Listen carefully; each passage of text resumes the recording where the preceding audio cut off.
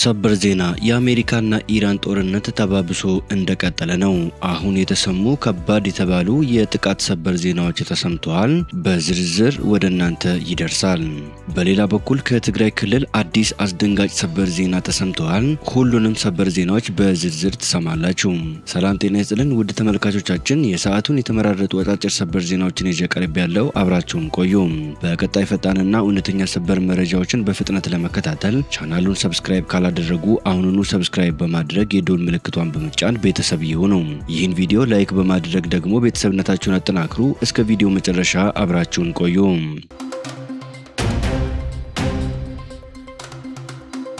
በቅድሚያ በአሜሪካ አዲስ የጥቃት ማዕበል ሳቢያ በኢራን ፍንዳታዎች መሰማታቸው ተዘግበዋል።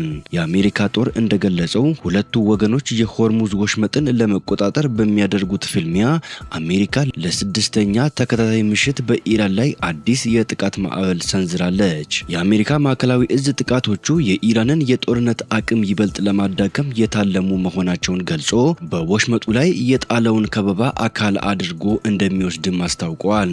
የኢራን የመንግስት መገናኛ ብዙሃን እንደዘገቡት ከሆነ የአሜሪካ ሚሳኤሎች ከወሽመጡ አቅራቢያ በምትገኘው ቀሽም ደሴት በባንደር አባስና የኒውክሌር ኃይል ማመንጫ ጣቢያዎች በሚገኝበት ቡሻህር አካባቢዎች አርፈዋል። ሁኔታውን ይበልጥ በሚያባብስ መልኩ በሆርሙዝጋን ግዛት ውስጥ ሁለት ድልድዮች መመታታቸውን ዘገባው አመላክተዋል። ቢቢሲ ከባንደር አባስ በስተምዕራብ በሚገኘው የሆርሙዝጋን ግዛት በአንድ ድልድይ ላይ የተፈጸመውን ጥቃት ማረጋገጥ ችለዋል። በዚህ ሳምንት መጀመሪያ ላይ የአሜሪካ ፕሬዝዳንት ዶናልድ ጄ ትራምፕ ኢራን ወደ ድርድር ካልተመለሰች በድልድዮቿ ላይ በኃይል ማመንጫ ጣቢያዎቿ ላይ ጥቃት ለመሰንዘር ማስፈራራታቸው ይታወሳል። ኢራን በበኩሏ በከፈተችው አዲስ ዙር ጥቃት በጎረቤቶቿ የባህረ ሰላጤው ሀገራት ውስጥ የሚገኙ የአሜሪካ የጦር ሰፈሮችን መታለች። ዮርዳኖስ፣ ኩዌትና ባህሬንን ጨምሮ በቀጠናው የሚገኙ ኢላማዎች ጥቃት እንደተፈጸመባቸው ኢራን ገልጻለች። የኢራን ጦር ሌሊት ላይ በፈጸመው ጥቃት ዮርዳኖስ ውስጥ የሚገኙ የአሜሪካ ሰራዊት የግንኙነት ስርዓቶችና የነዳጅ ማጠራቀሚያዎችን መምታቱን እንዳስታወቀ ታስኒም የዜና ወኪል ዘግበዋል። ዮርዳኖስ ውስጥ ኢላማ ከተደረጉት ስፍራዎች አንዱ አልአዝራቅ ጦር ሰፈር እንደሆነ የገለጸው ጦሩ ቦታው ጸረ ሚሳኤል መከላከያ ስርዓት የሚገኝበት እንደሆነ ጠቅሰዋል። ኩዌት ውስጥ በሚገኘው አልሳሌም የጦር ሰፈር ደግሞ የቅድመ ማስጠንቀቂያ ራዳር ስርዓት ኢላማ መደረጉን የኢራን እስላማዊ አብዮታዊ ዘብ ገልጸዋል። አብዮታዊ ዘቡ እንደሚናገረው የአሜሪካ ወታደሮች ኩዌት ውስጥ የሚሰበሰቡበት ስፍራ ላይ ጥቃት ደርሰዋል። ጥቃቱ የተፈጸመው ሚሳኤልና ድሮን በመጠቀም እንደሆነ አስታውቋል። በተመሳሳይ አሜሪካ ሌሊት በመላው ኢራን በርካታ ስፍራዎች ላይ ጥቃት ፈጽማለች። ለ6 ሰዓታት በቆየው ጥቃት ኢራን በሆርሙዝ ወሽመጥ ንጹሃን ባህርተኞችን ስጋት ላይ ለመጣል ያላትን አቅም ያዳከመ እንደሆነ የአሜሪካ ጦር ገልጸዋል። አሜሪካ በቀጣይ የኢራን የኃይል ማመንጫ መሰረተ ልማቶች ላይ ጥቃት የምትሰነዝር ከሆነ የየመን ሁቲ አማጽያን በቀይ ባህር የሚገኙ የነዳጅ መተላለፊያን ለመዝጋት እንዲዘጋጁ ኢራን ማሳሰቧን ሮይተርስ የዜና ወኪል ዘግቧል። የኢራን አመራሮች በጉዳዩ ላይ እንደተወያዩና በየመን አጋሮቻቸው ለሆኑት ሁቲዎች መልእክት እንደተላለፈ ለጉዳዩ ቅርበት ያላቸው ሁለት ከፍተኛ የቴሄራን ባለስልጣናት ተናግረዋል። ከዚህ ቀደም ስለ ጉዳዩ ምንም ያልተሰማ ሲሆን የሁቲ አማጽያንም በቅርቡ መልእክቱ እንደደረሳቸው ተጠቁመዋል። መልእክቱ በምን መንገድ እንደተላለፈ እንዲሁም መልእክቱ የተላለፈው ማክሰኞ ፕሬዝዳንት ዶናልድ ጄ ትራምፕ የኢራንን የኃይል አቅርቦት መሰረተ ልማቶች ለመምታት ከዛቱ በኋላ ስለመሆኑ የሮይተርስ ምንጮች ማብራሪያ አልሰጡም።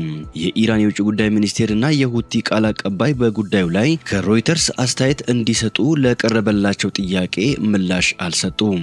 ሁቲዎች የባብ አልመንደብ ወሽመጥን ለመዝጋት በዝግጅት ላይ መሆናቸውም እንዲሁ ተዘግቧል። በየመን የሚንቀሳቀሱት የሁቲ ታጣቂዎች ለኢራን ያላቸውን ድጋፍ ለማሳየት ሲሉ እጅግ ወሳኝ በሆነው የባብ አልመንደብ የባህር ወሽመጥ ላይ የትራፊክ እንቅስቃሴን ለመዝጋት እየተዘጋጁ መሆኑ ተገልጸዋል። የእንግሊዙ ዘ ቴሌግራፍ ጋዜጣ የውስጥ ምንጮችን ጠቅሶ እንደዘገበው ቀይ ባህርን ከኤደን ባህረ ሰላጤ ጋር የሚያገናኘው ይህ ስትራቴጂካዊ ወሽመጥ በዓለም ላይ ካሉ እጅግ ወሳኝ የባህር ላይ የንግድ መተላለፊያዎች መካከል አንዱ ነው። የዚህ የባህር መስመር መስመር መዘጋት በዓለም አቀፍ የንግድ እንቅስቃሴ ላይ ከፍተኛ ቀውስ ሊያስከትል እንደሚችል ተሰግቷል። በዓለም አቀፍ ደረጃ ከሚከናወነው የባህር ላይ የንግድ ልውውጥ ውስጥ ከ10 እስከ 12 በመቶ የሚሆነው በዚህ ጠባብ የባህር መስመር በኩል የሚተላለፍ ሲሆን ወሽመጡ ለተራዘመ ጊዜ የሚዘጋ ከሆነ የነዳጅና የኤነርጂ አቅርቦት መስተጓጎልን ጨምሮ በእቃዎች ዝውውር ላይ መዘግየትን ያስከትላል። በተጨማሪም የባህር ላይ ትራንስፖርትና የመድን ወይም የኢንሹራንስ ዋጋ በከፍተኛ ደረጃ ሊያሻቅብ እንደሚችል የዘርፉ ባለሙያዎች ያስጠነቅቃሉ። ይህ እቅድ ይፋ የሆነው በአካባቢው ያለው ቀውስና ወታደራዊ ውጥረት በከፍተኛ ሁኔታ በጨመረበት ወቅት ሲሆን እርምጃው በተግባር ላይ ከዋለ ግጭቱ በዓለም አቀፍ ገበያ ላይ የሚያሳድረውን ጫና የከፋ እንደሚያደርገው ታምነዋል። እስካሁን ባለው መረጃ ግን ከሁቲዎችም ሆነ ከኢራን በኩል የተሰጠ ይፋዊ ማረጋገጫ የሌለ ሲሆን በአካባቢው ያለው ሁኔታ አሁንም አሳሳቢና ተለዋዋጭ ሆኖ ቀጥለዋል። ከሀገር ውስጥ ወደ ተሰማ ሰበር ዜና ስንሸጋገር መንግስት በህወሓት ላይ እርምጃ እንዲወስድ የሚጠይቅ ሰልፍ በመስቀል አደባባይ ሊደረግ ነው። በአዲስ አበባ በሚቀጥለው ቅዳሜ የትግራይ ተወላጆች ሰላማዊ ሰልፍ እንደሚያደርጉ የሰልፉ አስተባባሪዎች ለሚዲያዎች ገልጸዋል። አስተባባሪዎቹ እንደገለጹት የሰልፉ ዋና ዓላማ ህወሓት በትግራይ እያደረገ ያለውን የግዳጅ ወታደራዊ አፈሳ መቃወም፣ ለታሰሩ እናቶች ድምጽ መሆን፣ የፌዴራል መንግስት የበኩሉን ኃላፊነት እንዲወጣ መጠየቅ እንደሆነ ተናግረዋል። የዚህ ሰልፍ ዋና አስተባባሪ ጀነራል ጻድቃን ገብረትንሳኤ የሚመሩት የትግራይ ሰላምና የለውጥ ምክር ቤት እንደሆነም ታውቋል። ህወሓት በአዲስ አበባ የተጠራውን ሰልፍ ተቃውሞ ለአዘጋጆቹ ማስጠንቀቂያ ሰጥተዋል። የተጠራውን ሰልፍ ተከትሎ ህወሓት ማስጠንቀቂያ አዘል መግለጫ በኮሚኒኬሽን ቢሮ በኩል አውጥተዋል። የኢትዮጵያን መንግስት ጄኖሳይድ በመፈጸምና ለመፈጸም በመዘጋጀት የሚከሰው መግለጫው የስርዓቱ ተላላኪ ሲል የጠራቸው የትግራይ ተወላጆች የትግራይ ህዝብን ብሔራዊ ጥቅምና ፍትሃዊ ትግል ያነጣጠረ ሰልፍ ለማካሄድ ደረት እየመቱ ነው ብለዋል። አክሎም ይህ ሰልፍ የብልጽግና መንግስት ያቀደውን ጥቃት የሚደግፍ ነው በማለት ኮንነዋል። እንደ ትግራይ ህዝብና መንግስት በዚህ በብሔራዊ ጥቅማችንና በፍትሃዊ ትግላችን ላይ ለታለመው ሰልፍ አስተባባሪነት ተሳታፊ የሆኑ አባላት 2-3 ጊዜ እንዲያስቡና ከዚህ ነውረኛ ተግባር እንዲቆጠቡ እንጠይቃለን ሲል አስጠንቅቀዋል። ህወሓት የተጠራውን ሰልፍ በብሔራዊ ጥቅማችን ላይ ያነጣጠረ ነው ቢልም የሰልፉ ዓላማ ግን ከዚህ በፍጹም የተለየ ነው። የቅዳሜ ትዕይንተ ህዝብ ዋና ዓላማ ህወሓት እያደረገ ያለው ህገወጥ ወታደራዊ አፈሳ እንዲያቆም መጠየቅ ነው። በሌላ በኩል የግድያ ሙከራ ተፈጽሞባቸዋል የተባሉት የትግራይ ሊቃነ ጳጳሳት የቁም እስር ላይ መሆናቸው ተገልጸዋል። በአክሱም ከተማ የግድያ ሙከራ እንደተፈጸመባቸው የተነገረው 2 ሊቃነ ጳጳሳት የቁም እስር ላይ እንደሚገኙ የቅርብ ሰዎቻቸው ለቢቢሲ ተናገሩ። ከኢትዮጵያ ኦርቶዶክስ ተዋሕዶ ቤተክርስቲያን በተነጠሉ አባቶች የተቋቋመው የመንበረ ሰላማ ካሳቴ ብርሃን ላይ ቤተ ክህነት 2 ሊቃነ ጳጳሳት በጸጥታ አካላት ጥበቃ ስር የሆኑት ከቅዳሜ ሐምሌ 4 2018 ዓ.ም ጀምሮ እንደሆነ ተገልጿል። ቢቢሲ በጉዳዩ ላይ ከክልሉ ማዕከላዊ ትግራይ ዞን ዋና አስተዳዳሪ ሺሻይ ግርማይና የአክሱም ከተማ የሰላምና ደህንነት ቢሮ ኃላፊ ቴዎድሮስ በየነ አስተያየት ለማግኘት ያደረገው ጥረት አልተሳካም። ቤተ ክህነቱ ባለፈው ሳምንት ረቡዕ ዕለት ባወጣው መግለጫ ብፁዕ አቡነ ናትናኤልና ብፁዕ አቡነ አረጋዊ በተባሉት አባቶች መኖሪያ ቤት ላይ ተኩስ መከፈቱን ገልጾ ነበር። ድርጊቱንም የግድያ ሙከራ ሲል ገልጾታል። ከክስተቱ በኋላ ከቢቢሲ ቃለ መጠየቅ ያደረጉት አቡነ ናትናኤል ሰኞ ሰኔ 9 ሌሊት 6 ሰዓት ተኩል ተኩስ መከፈቱን ተናግረው ነበር።